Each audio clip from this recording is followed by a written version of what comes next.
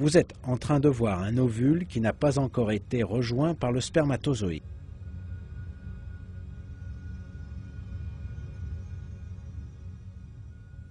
Les données génétiques du spermatozoïde et de l'ovule sont côte à côte. Mais l'un des plus grands miracles dans le monde est en train de se passer.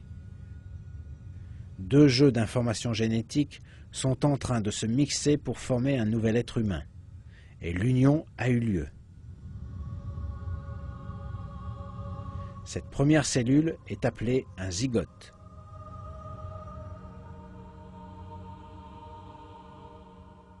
Cela peut être difficile à croire, mais à l'intérieur de cette cellule, il y a toutes les informations concernant une personne qui n'est pas encore née.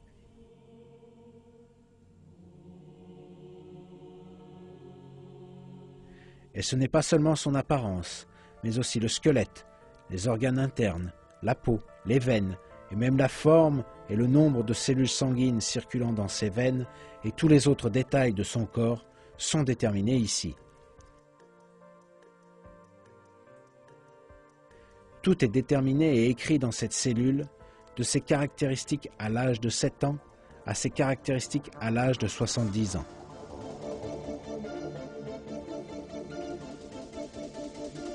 Peu après la fécondation, la cellule va réaliser une autre action très surprenante. Elle se divise et deux nouvelles cellules se forment. Puis ces cellules se divisent encore et deviennent 4 cellules. La construction d'un nouvel être humain a maintenant commencé. Mais pourquoi la cellule a-t-elle décidé de se diviser? Pourquoi a-t-elle la tâche de construire un nouvel être humain? Qui a donné à la cellule la connaissance pour construire une nouvelle personne? Ces questions nous amènent à l'existence de Dieu, le détenteur de l'intelligence et du pouvoir infini, qui nous a créés, nous, le monde, l'être humain dans ce monde, la cellule dans cet être humain, et l'univers entier autour de lui.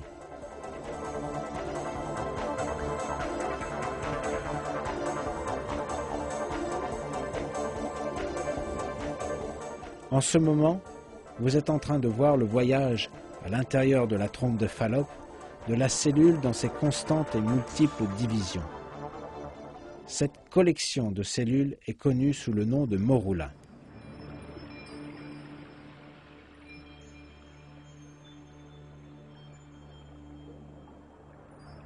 Alors que ce groupe de cellules se divise et se multiplie, une autre chose étonnante se produit. Quelques cellules commencent à se développer différemment des autres. Les vieilles cellules se rassemblent au centre et elles sont entourées par de nouvelles cellules qui se développent en un autre genre de cellules.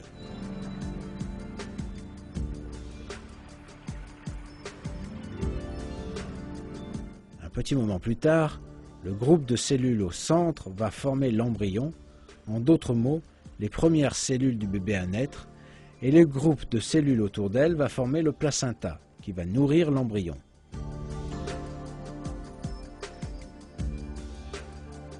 Le commencement des cellules à se développer différemment l'une par rapport à l'autre, et leur décision de former l'embryon, sont acceptées par le monde de la science comme un grand miracle. Il y a un ordre secret qui fait que ces cellules font cela. À peu près 4 jours après la fécondation, les cellules en train de se diviser atteignent l'air spécialement préparé pour les recevoir.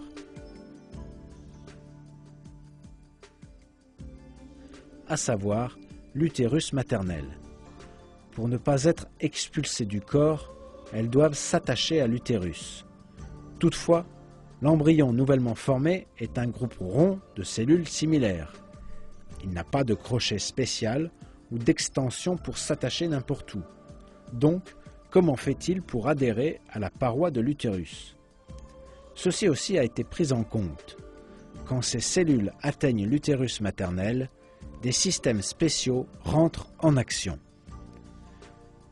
Ce que vous êtes en train de voir est un groupe de cellules qui vient d'atteindre l'utérus maternel, vu maintenant sous microscope électronique. Les cellules dans l'extrême périphérie émettent une enzyme spéciale qui dissout la paroi de l'utérus. De cette façon, les cellules s'attachent étroitement à l'utérus et évitent d'être expulsées du corps.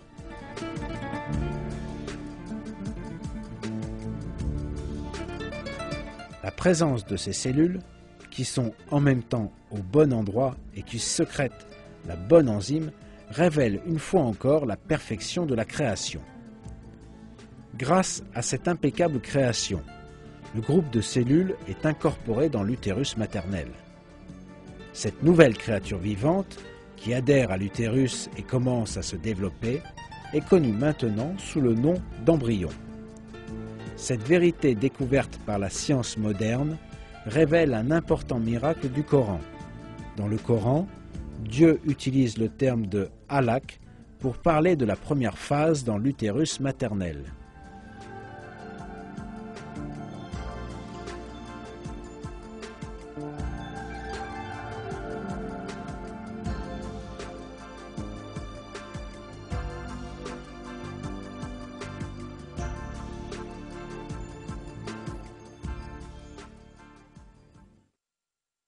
Lis au nom de ton Seigneur qui a créé, il a créé l'homme d'une halak.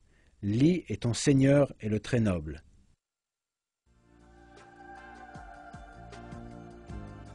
Halak en arabe veut dire une chose qui adhère quelque part.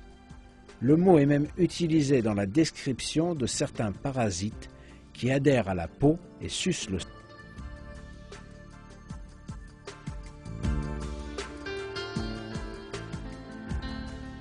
En d'autres mots, dans le Coran, qui a été révélé à une époque où les connaissances humaines en biologie étaient encore très limitées, un mot est utilisé qui décrit exactement l'embryon dans l'utérus maternel.